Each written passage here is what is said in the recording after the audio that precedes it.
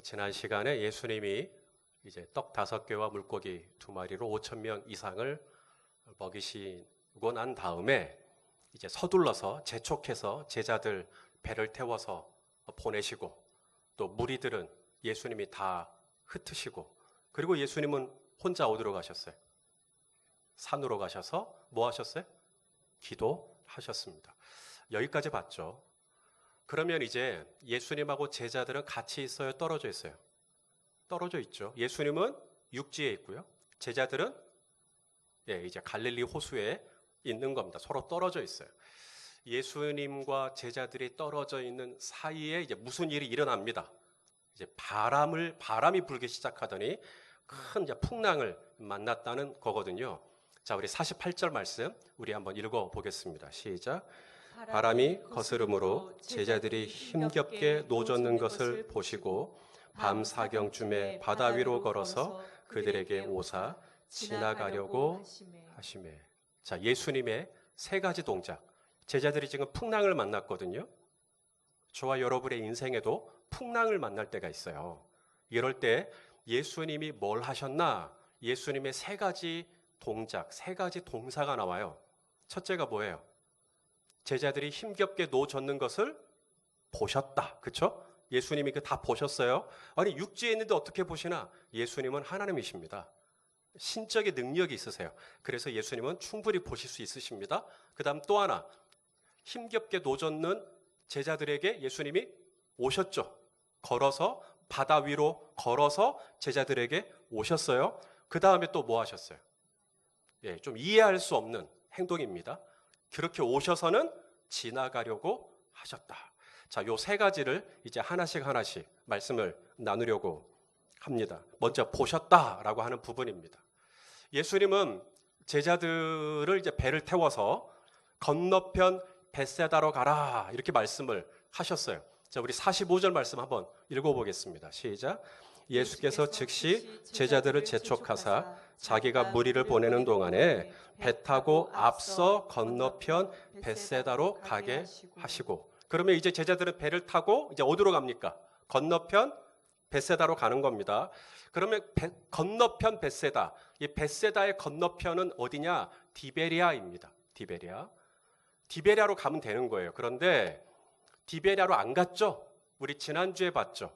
예수님이 디베리아로 안 가고 어디로 갔어요? 게네사렛으로 갔습니다. 게네사렛으로.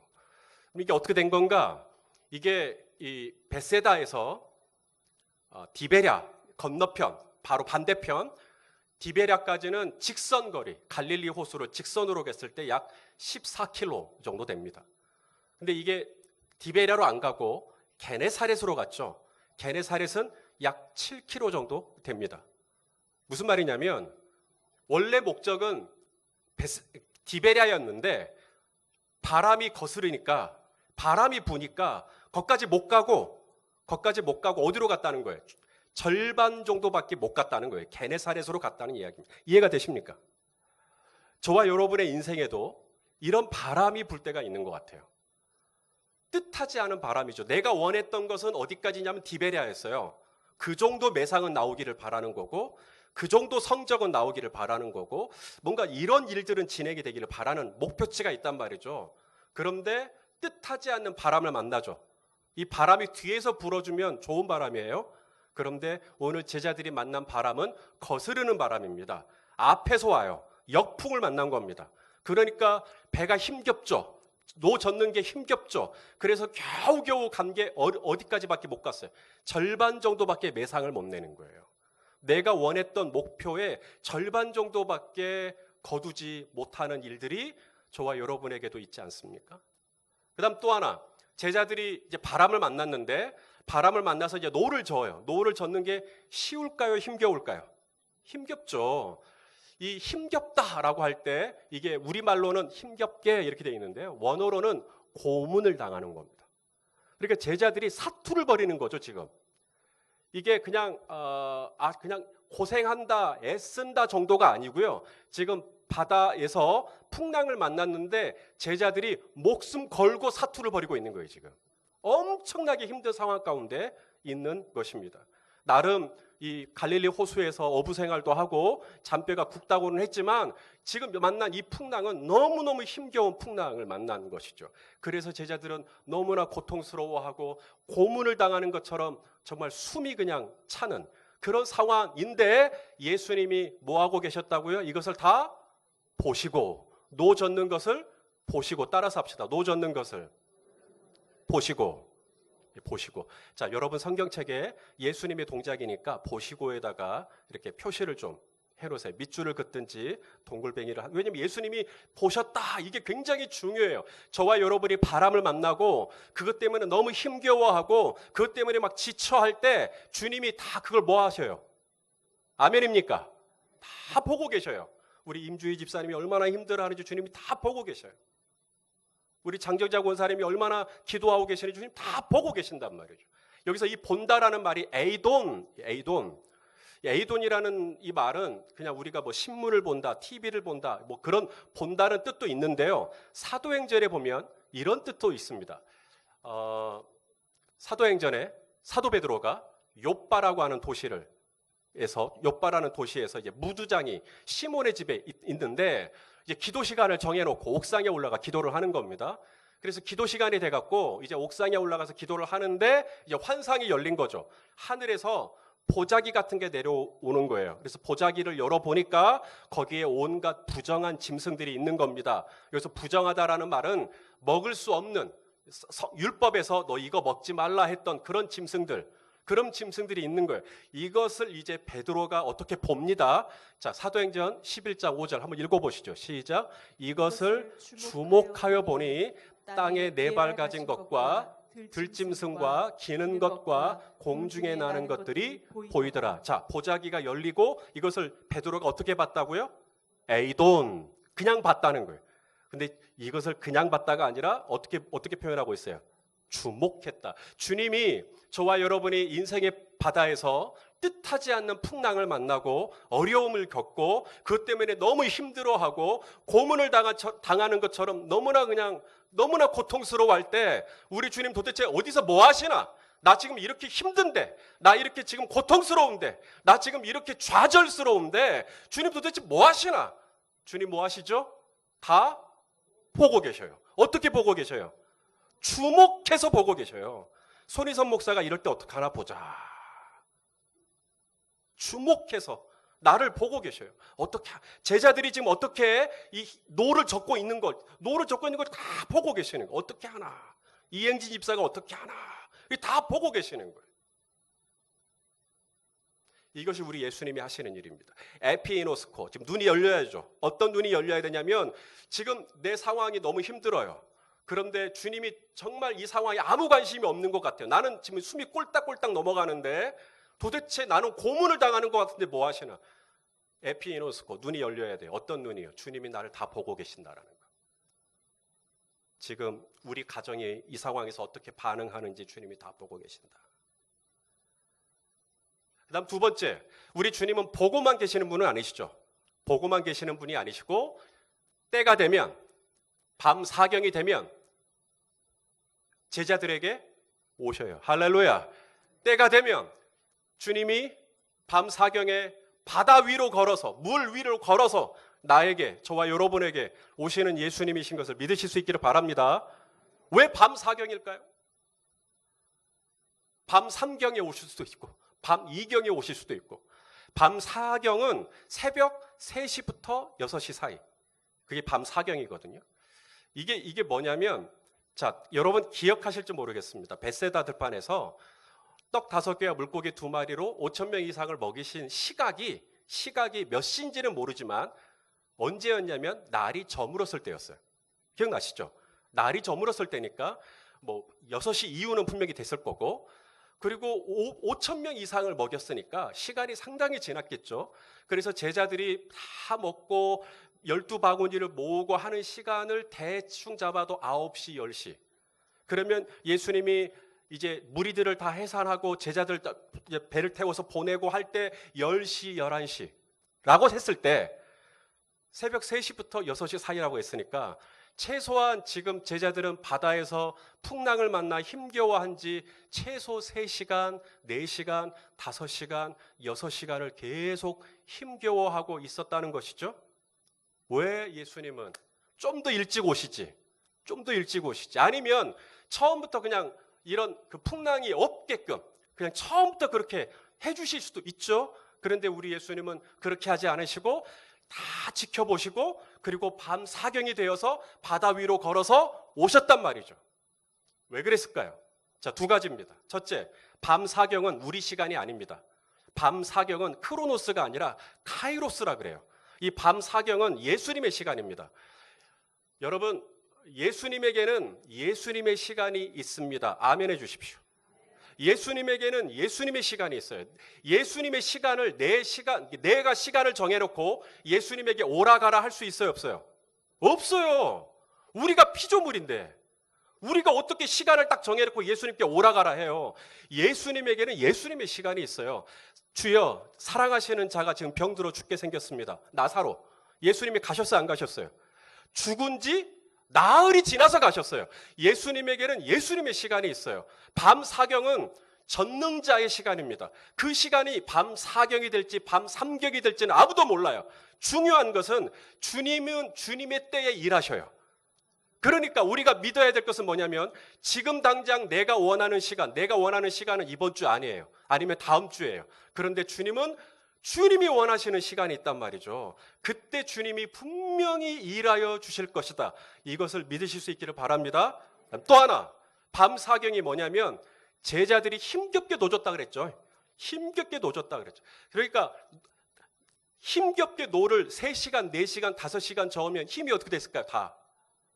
다 빠져나갈 때까지 기다리신 겁니다. 그러니까 사람이 물에 빠졌을 때요. 사람 빠졌다. 바로 풍덩 들어가서 그 사람 구하면 됩니까? 그러면 같이 빠져 죽을 확률이 높습니다. 그럼 사람이 빠졌다. 그럼 그 다음 가만히 기다리죠. 뭘 기다려요? 그 사람이 힘이 다 빠질 때까지 기다려요. 그리고 나서 풍덩 들어가거든요. 같은 원리입니다. 예수님이 왜 밤 사경을 했을까? 제자들이 나름 자기도 이 어부 출신이니까 막 이 방법 저 방법 이 노하우 이 인맥을 써보고 뭐 물질을 써보고 막 얘를 써보는 거예요. 이래도 안 되고 저래도 안 되고 이제 힘이 다 빠져버렸어요. 그때 오시는 거예요. 밤 사경은 언제냐? 당신의 힘이 다 빠졌을 때. 이제는 어디도 내가 의지할 데가 없고 구속한 주님만 바라보는 그때가 되었을 때. 그때 딱 걸어오셔요. 아멘입니까?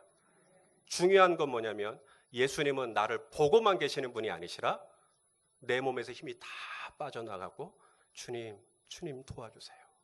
천부여 의지없어서 손 들고 옵니다. 펑펑 울면서 기도할 수 있을 때쯤 그때 딱 오셔요.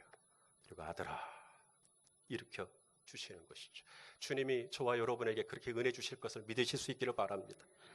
자, 여기서 이제 정말 아이러니한 이상한 거. 그게 뭐냐면 예수님이 그렇게 나 힘겹게 노젓는 거 다 보셨고 밤 사경에 나에게 걸어오셨고 여기까지는 할렐루야 환영할 만해요. 근데 오셔서는 그 다음 뭐 하시려고 그랬어요? 지나가려고 하시는 거예요. 이해가 안 되죠. 자, 성도 여러분.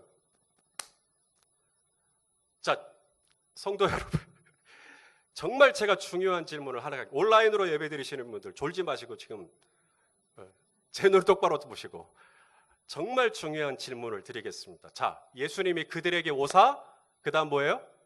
지나가려고 하심에가 이게 예수님의 의지입니까?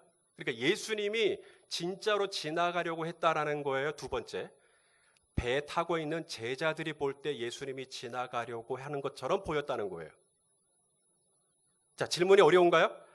자, 지금 지나가려고 하심에 이것이 예수님의 의지, 예수님이 진짜로 지나가려고 하시는 겁니까? 아니면 지나가려고 하심에라고 이 마가가 좀 썩 쓰고 있거든요. 이것을 제자들의 시점에서 볼 때 예수님이 그렇게 하시는 것처럼 보였다는 거예요. 네? 정확합니다. 제자들의 시점입니다. 제자들이 보니까 예수님이 지나가려고 하는 것처럼 보였다라는 거예요. 사랑하는 여러분, 예수님이 산에서 내 기도하시다가 제자들이 바다에서 그렇게 힘겹게 노젓는 것을 다 보시고 주목해서 보시고 밤 사경이 되어 제자들을 돕기 위해 오신 분이 지나가시겠어요? 예수님이 저와 여러분에게 오셔서 문장로야 내가 잘못 왔다. 너 그냥 네가 알아서 해라. 그러고 지나가요? 그러실 분이 아니시죠. 지금 예수님의 오사 그 다음에 지나가려고 하심에라는 것은 제자들의 해석입니다. 제자들이 지금 그렇게 오해하고 계시는 거예요. 여러분, 우리도 그럴 때가 있는 것 같아요. 뭐냐면 예수님이 다른 사람들 기도는 되게 응답 잘해줘요. 다른 사람들은 되게 가정도 문제가 없고 뭐 사업도 잘 되고 병도 빨리빨리 낫는 것 같고 자녀들도 너무 잘 풀리고 와, 근데 나는 어떤 것 같아요?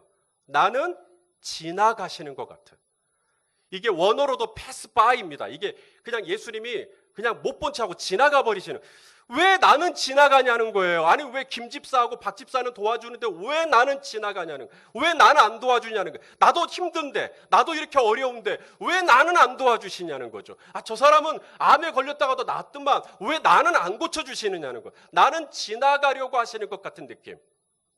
이게 지금 제자들이 예수님을 지금 그렇게 오해하고 있는 겁니다. 새벽 3시에 아니 밤 사경에 바다 위를 걸어서 내게 오셔서 지나가시겠어요? 지금 나를 도와주러 오셨죠. 내 인생의 이 풍랑을 잔잔케 해주시러 오셨죠. 그런데 나는 지나가시는 그렇게 오해를 한단 말입니다. 아니 왜 제자들이 그렇게 오해를 하죠? 왜 예수님을 그렇게 모르죠?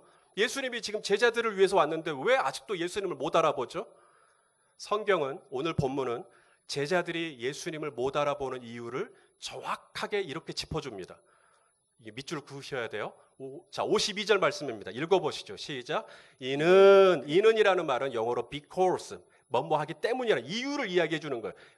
왜 제자들이 예수님 못 알아봤다고요? 이는 그들이 그 떡 떼시던 일을 깨닫지 못하고 도리어 그 마음이 둔하여졌습니다. 주님, 제 마음이 너무 둔해서 주님을 볼 수 없습니다. 그죠? 여러분, 우리 주님을 보는 것은요, 시력으로 보는 거 아니에요. 우리 주님을 보는 건 마음으로 보는 거예요. 눈이 침침해서 예수님을 유령으로 아는 게 아니고요. 마음이 둔해져 있으면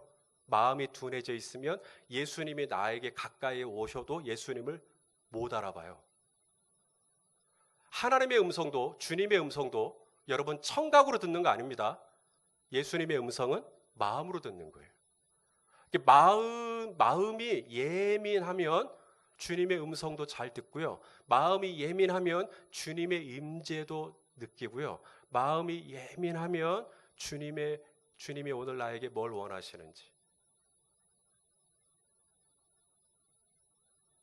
그런데 이 제자들의 문제가 뭐예요? 이 마음이 어떤 상태라는 거예요, 지금? 둔해져 있다. 페포로메네. 이게 뭐냐면 돌같이 딱딱하게 굳어 있는. 이게 굳은 살 있죠, 굳은 살. 우리가 하루아침에 굳은 살 안 생기죠. 지금 제 이 손가락엔요, 여러분 보이진 않으실 거예요. 이게 굳은 살이 있어요. 왜 여기에 굳은 살이 있을까요? 기타 때문입니다. 기타를 계속 치니까 살이 처음에 이 기타 잡을 때요, 너무너무 아파요. 왜냐하면 쇠를 잡는 거잖아요. 그래서 계속 이렇게 치면 여기가 시퍼렇게 멍이 듭니다. 근데 시퍼렇게 멍이 들어도 계속 잡는 거죠. 그러면 나중에 딱딱하게 굳어져요. 페퍼로메네입니다. 이게 어느 날 갑자기 마음이 굳어지는 사람 없어요. 점점 마음이 굳어집니다. 또 하나 인상적인 게 뭐냐면요, 이 페퍼로메네가 품사로 수동태입니다. 무슨 말이냐면 제자들이 나 마음 굳어져야지 해서 굳어진 게 아니고요, 뭔가에 자꾸 영향을 받다 보니까 마음이 굳어진 거예요. 우리도 마찬가지예요. 우리 중에 신앙생활할 때 나 마음 굳게 생활해야지 그러려고 마음 굳은 사람 없어요. 어느 날 보니까 점점 내 마음이 굳어진 거거든요. 그럼 뭐에 영향을 받았나? 두 가지인데요. 첫째는 제자들이 지금 배를 타고 가다가 뭘 만났어요? 풍랑을 만났죠. 바람을 만났어요. 그래서 원하는 목적지가 있는데 절반 정도밖에 이루지 못했어요. 좌절과 낙심과, 그렇죠? 그리고 얼마나 노젓는 게 힘겨워요. 힘겨움, 고통스러움. 여러분, 계속 이런 일들이 생기면 저와 여러분이 마음이 둔해질 확률이 높아집니다. 주신 자도 여호와시오, 취하신 자도 여호와시오. 욥이 그랬죠. 주님 찬송을 받으십시오. 하지만 욥이 계속 그랬나요? 계속 어려움이 오니까 욥이 나중에는 뭐라 그래요? 내가 왜 태어났을까? 자기 생일날을 저주하죠. 오랜 병에 효자 없습니다. 계속 고난이 계속되면요, 그분 점점 굳어져요. 이제 마음이 계속 내가 안 풀리면 내 마음이 굳어져요.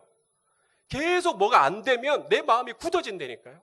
제자들이 지금 그래서 굳어져 버린 거예요. 또 하나가 있는데요. 왜 마음이 굳어졌나? 자, 52절을 보세요. 그 떡 떼시던 일을 뭐예요? 깨닫지 못하니까 굳어지는 거예요. 여기서 떡 떼시던 일이 뭐죠? 떡 5개와 물고기 2마리로 5,000명 이상을 먹였던 그 사건을 말하는 겁니다. 제자들은 그 사건의 한 중심에 있었죠. 떡 5개와 물고기 2마리, 거기는 빈들이었고요.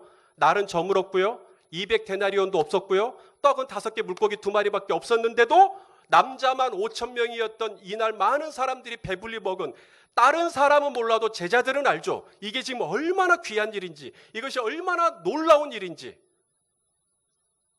그런데 그것을 깨닫지 못했다. 자, 이게 뭐냐면 우리 성도님들은 베세다 들판에서 이런 오병이어의 기적, 이런 놀라운 어떤 표적을 경험하기를 원해요. 나도 좀 그렇게 떡과 물고기가 모자라지 않는 막 그런 좀 기적을 좀 경험했으면 좋겠다. 성도 여러분, 그런 기적을 경험하는 것보다 더 중요한 것은 깨닫는 겁니다. 여러분, 체험하는 거예요. 신앙생활 하다가 뭐 나았어, 아니 뭐가 됐어, 뭐가 풀렸어, 뭐가 이렇게 이루어졌어. 어떤 체험하는 것도 참 좋은데요, 체험하는 것 너무 그거 추구하지 마세요. 체험하는 게 중요한 게 아니라 깨닫는 거예요. 깨닫는 거. 자, 여러분이 운전을 하고 가고 있는데 갑자기 앞에서 차가 튀어나와 버린 거예요. 그래서 땅 하고 부딪혀가지고 여러분 차가 공중으로 붕 떴어요. 돌겠죠? 한 바퀴, 두 바퀴, 한 6바퀴 돌았다고 칩시다. 7바퀴 돌까요? 예. 돌고 딱 떨어졌어요. 딱 떨어졌는데 차가 썽썽한 거예요. 여러분 몸도 하나도 안 아픈 거예요. 그러면 여러분의 일기장에 나 오늘 은혜 받았네 쓸까요, 안 쓸까요? 그 정도 사건을 경험하고도 일기장에 한 줄 안 남기면 진짜 문제가 있는 거죠. 그런데 여러분, 오늘 예수님이 제자들에게 뭐라 그러냐면 떡 떼시던 이 일을 깨닫지 못했다. 그런 어떤 엄청난 사건을 경험하는 것, 그래서 깨닫는 것은 누구나 다예요. 그 정도 일을 경험하고도, 그렇게 주님의 치유를 경험하고도 주님의 일이라고 깨닫지 못하면 그건 진짜 아무것도 아닌 거죠. 그런데요, 떡 떼시던 일에서 깨닫는 거예요. 떡 떼시던 일, 이게 뭐죠? 밥 먹는 겁니다. 우리 밥 먹는 거 매일 반복해서 하는 일상이잖아요. 매일 그냥 하루하루, 오늘 이 예배 마치고 또 밥 먹으실 분들 계실 거예요. 그런 너무나 평범한 지극히 일상 속에서 깨닫는 거예요. 이거 주님의 은혜다. 이거 주님의 은혜다. 그냥 커피를 마시는 건데 거기에 주님의 은혜가 있는 거예요.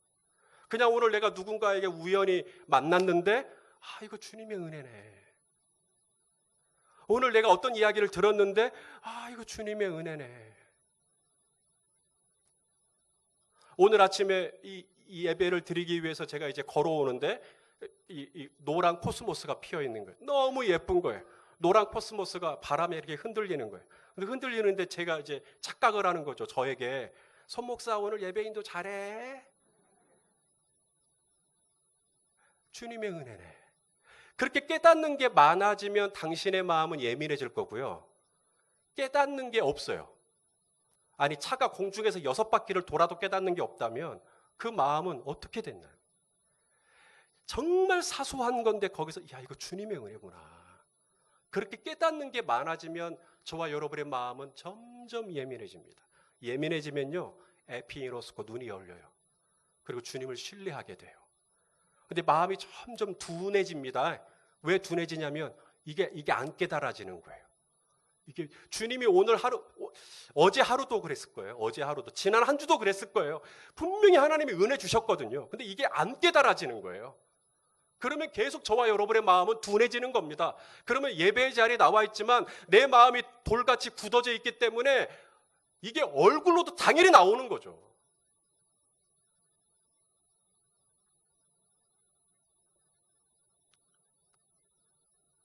굿뉴스, 좋은 소식이 있어요. 들으실래요? 좋은 소식이 있어요. 제자들이 그렇게 예수님 못 알아봤죠. 유령이다, 막 귀신이다 그러고 막. 여러분의 자녀들이 여러분 보고 귀신이다 그러면 기분 좋겠어요? 유령이다 그러고 막 지나가려고 한다 막 이렇게 해석하고, 그렇게 무지했고 참 연약했고 흔들거렸고 부족했고, 그런데요, 예수님이 그런 제자들, 그런 시시한 제자들 진짜로 지나가 버리시지 않고 그 제자들에게 오셨어요. 그리고 그 제자들의 배에 오르셨어요. 그리고 제자들이 만나고 있는 이 풍랑을 잔잔케 해 주셨습니다. 이게 은혜예요. 내가 이렇게 둔했고, 내가 이렇게 무지했고, 내가 이렇게 무감각하게 살고, 내가 이렇게 연약하고 모자라는데도 주님은 그런 나를 지나가 버리시는 게 아니라 그런 내 인생의 배에 오셔서 주님은 내 풍랑을 잔잔케 해주시고 내 배를 이끌어 주님이 원하시는 곳으로 인도해 주시는 주님이시라는 거죠. 제자들은 나중에, 자, 우리 50절 51절 한번 읽어볼까요? 같이. 오늘 본문 마지막 부분입니다. 시작. 그들이 다 예수를 보고 이에 예수께서 곧 그들에게 말씀하여 이르시되 안심하라, 두려워하지 말라 하시고 배에 올라 그들에게 가시니 바람이 그치는지라. 제자들이 마음에 심히 놀라니. 아멘. 제자들은 나중에 예수님이 부활하시고 찾아오셨잖아요. 그때도 예수님 못 알아봤어요. 심각하죠. 예수님이 부활하고 와도 예수님 못 알아봐요. 의심해요. 저분 진짜 예수님 맞아? 이러고 있어요. 근데 예배는 드려요. 경배는 해요. 근데 의심도 해요. 어쩌면 오늘 이 자리에 이게 다 혼재되어 있지 않나요? 경배는 드리나 여전히 내 눈은 안 떠져 있어요. 이거 저분 유령 아니야? 아직도 예수님 못 알아봐요. 그러면 제자들이 언제 이 예수님에 대한 눈이 열리느냐? 열리는 순간이 와요. 언제? 오순절 성령 받고. 성령 받고 난 다음에 제자들은 예수님에 대한 눈이 온전히 열리게 됩니다. 그리고 나니까 어때요? 살해드린 공회에 들어가서 매질을 받아도 괜찮아요. 왜냐하면 주님의 눈이 열리고 나니까. 심지어 베드로는 감옥에 갇혔는데 잠을 자요. 감옥 다음날 사형이거든요. 헤롯이 다음날 죽이려고 그랬어요. 근데 자요. 근데 천사가 와서 이제 베드로를 깨우는데 얼마나 잠이 들었던지 옆구리를 찼어요.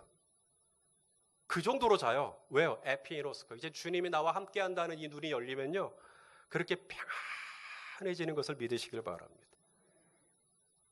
저와 여러분 안에 계신 이 성령님이 하시는 일은 뭘까요? 바로 예수님을 알아볼 수 있도록 도와주는 거예요. 제가 군대에서요, 병과가 뭐였냐면, 주특기가 뭐였냐면 쥐레병이었습니다. 쥐레처럼 생겼습니까? 네, 쥐레병이었어요. 그래서 이 탐지기를 이제 끼고 이제 이렇게 찾아다니는 거죠. 금속을. 그러면 막 쓰레기통 같은 데 막 이렇게 하수구 같은 데 이렇게 다 뒤지는 거거든요. 그럼 금속이 발견이 돼요. 그러면 소리가 들리죠. 띠띠띠띠띠띠띠 하는 거. 성령님이 바로 그거예요. 엠마오로 이제 갑니다. 제자들이 슬픈 마음 가지고 내려가는데 주님이 오시죠. 그때 성령님이 띠띠띠띠띠 주님이다. 이분 주님이시다. 요한복음 21장에 제자들이 이제 디베랴 호수에서 이제 고기를 잡죠. 근데 한 마리도 못 잡았어요. 근데 예수님이 그날 아침에 야, 배 오른편에다가 그물 한번 던져봐. 누군가가 그랬어요. 그때 요한이 띠띠띠띠띠띠 주님이시다. 주님을 딱 알아보는 거죠. 성령님이 저와 여러분에게 바로 그런 일들을 하시는 거예요. 커피를 그냥 친구랑 같이 마시는 겁니다. 그리고 무슨 대화를 나누는데 띠띠띠띠, 아, 이거 주님이 지금 나에게 하시는 말씀이구나. 문자가 하나 왔는데 띠띠띠띠띠 아 이거 지금 나 지금 보라고 이 문자가 온 거구나. SNS를 하는데 어떤 글이 하나 올라와서 띠띠띠띠띠띠 아 지금 주님이 지금 이 글을 통해서 지금 내게 뭔가 말씀하시는 거구나. 깨닫는 은혜, 이 깨닫는 은혜, 떡 되시던 일, 지극히 사소한 일, 너무나 평범한 일. 그래서 그냥 남들은 일기장에 나 오늘 커피 마셨다로 끝날 수 있는 사건인데 나는 커피를 마신 게 아니라 나는 거기서 주님의 음성을 들은 것이고 나는 거기서 주님의 임재를 맛보는 것이고 그렇게 깨닫는 마음이 점점점 많아지면 우리는 일상 속에서 풍랑을 만나더라도 여유가 있어요. 주님 다 보고 계시죠? 주님 제가 무슨 얘기 들었는지 다 아시죠? 주님 제가 지금 얼마나 심란한 상황 가운데 아시죠? 주님 제가 원하는 시간에 주님이 일하시지 않더라도 주님의 시간에 주님이 일하여 주실 줄로 믿습니다. 그리고 자는 거예요. 하고 자는 거예요. 성령님이 내 안에 띠띠띠띠띠띠 하고 주님 바람만 불어도 이거 주님이시다. 오늘 노란 코스모스가 손만 흔들어도 이거 주님이시다. 이런 은혜가 있기를 예수님의 이름으로 축원합니다.